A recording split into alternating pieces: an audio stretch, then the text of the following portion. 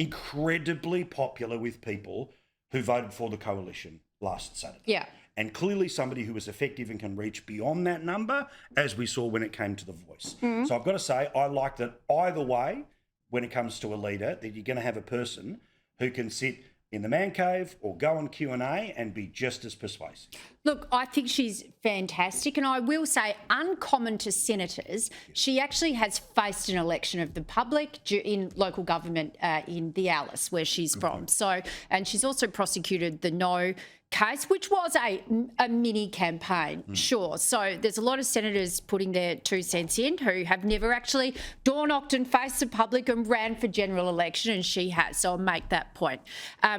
Look, I will also make the point, to be devil's advocate here, being in Parliament 3 years, not in the Liberal Party, and taking on the role of deputy leader is a really difficult cultural bridge to cross. Sure. Deputy leadership is about the factional issues, the dealings, who's upset with who's jostling for promotion, issues within the wider coalition diaspora, and the deputy leader, whomever it may be, is going to have to take a significant role in working with the federal director in that root and branch restructure of the party. And someone with no cultural history of the Liberal Party, I think that's a really, big bow to draw. That's all I'll put there. That's a risk, not taking away from what a wonderful politician she is. And this is the thing, right? If you watch your show for long enough, you know on nights like this, we'll be having conversations like this. It's not about advocacy for one thing or the other. It's about understanding all of those things so that if one thing happens, you can start to put 2 and 2 together, right? Interestingly, I thought when Jacinta Nampijinpa-Price was on with The Outsiders this morning, I liked what she said about the campaign thus gone. Let me explain why after you hear from her. We ran an election driven by fear. And that should never have been the case, because the Australian people could see that.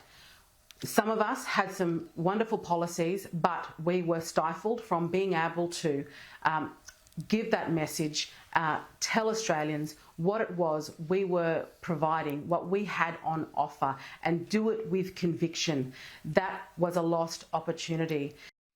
Now, Darrin, when I was talking with Nigel Farage last week, and they just had that phenomenal result in a completely different voting system, but in the local council elections, right, where think about Reform, which didn't exist a couple of years ago, has more seats, higher percentage of the vote than any other existing political party, right? He talked about the power of being a happy warrior. And I think it's such a thing that so many politicians need to be reminded. Now, I get it. You're running for the most serious of jobs. It's not just about, giggling and taking the piss all the time, but being a happy warrior is really important when you're trying to convince people, not just that you can be the leader, but that you're going to be a decent person along the way, right? Look, there's a couple of things. Jacinta Price in her interview, I think part of the problem, the fear was provided by someone else. It was provided by Trump. And look at Farage. Farage, even when Zelensky and Trump were in the White House, everyone in the British Parliament backed the Ukraine, and that included Farage. I remember seeing it at the time. That the fear in the Australian election was provided a little bit by Ukraine, but a lot by the day our share market tanked. That 100%. fear was inserted whether the Liberal Party liked it or not, and it flipped the switch to almost a kind of, do you want to change horses midstream, to go back to the old wag the dog analogy. That Labor became the safe pair of hands. Do you want to take a risk? So I don't think the Liberals ran a bad campaign in the sense that, the campaign they wanted to run, they couldn't run. Correct. And that wasn't their fault. They couldn't run it. It was a bit their fault.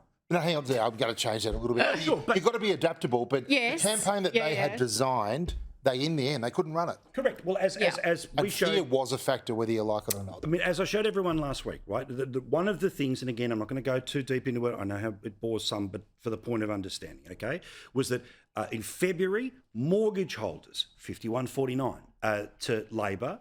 Then the first of the interest rate cuts, 50-50'd it. Then the stock market stuff in relation to tariffs and also the Zelensky stuff started to push at 51.49, and then obviously it ends up at 55.45, which of course was the wider. And tax cuts too, which Well, Inexplicably, a Liberal Party didn't back tax cuts. I Yeah. know what they did, and they went to 15 Yeah. petrol stations, but it gave people the idea that momentum was shifting. Life has been difficult, but it might be going to get a little bit better. And the rate cut came in. And the rate, the rate cut. Paul mentioned the rate cut, also the rate cut and the tax cut. They both just gave people a bit of hope, and that's where you get back to that happy warrior stuff. That Albanese, to his great credit, ran an incredibly positive, upbeat campaign, and he looked like he was on top of his brief. And 3 years ago, he was a bit shakier, but he looked in charge and in control, and that worked for him.